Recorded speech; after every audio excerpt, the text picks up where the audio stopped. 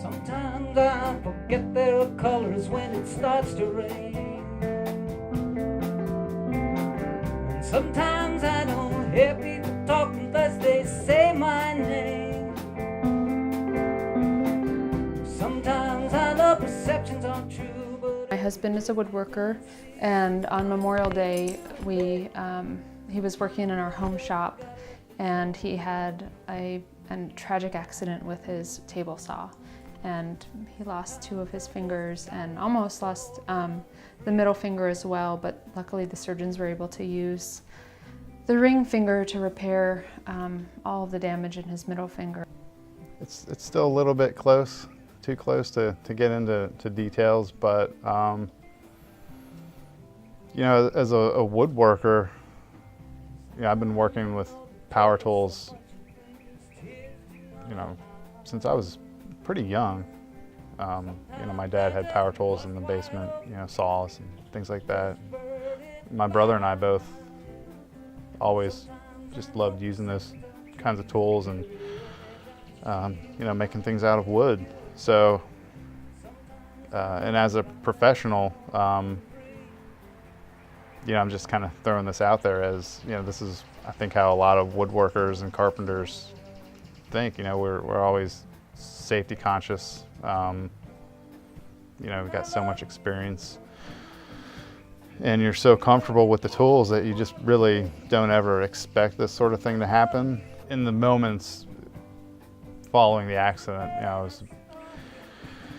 I was pretty worried that I wouldn't. I remember one of the first questions I asked somebody, because I didn't want to look at my hand, you know, partially because it hurt so bad, and I was scared. You know, I wasn't sure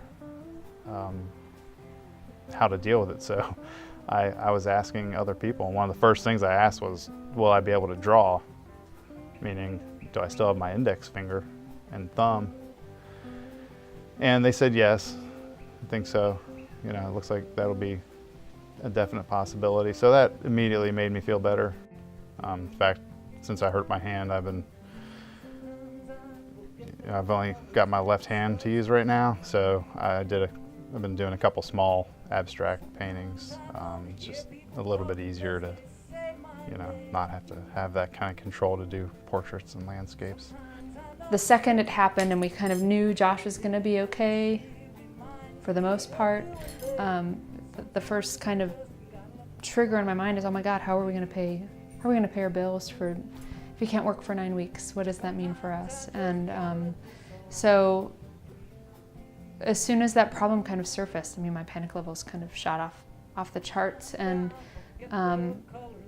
within 36 hours, our neighbors and friends and family had all just completely enveloped and surrounded us in love and care, and we've just felt very nurtured and supported the entire time. Mike and Pat Atkins, our neighbors, are the ones that decided that they wanted to put this event together and host it, and they have a huge network of friends in the community. They've been in the community for over 20 years. We've only been here for 2 years.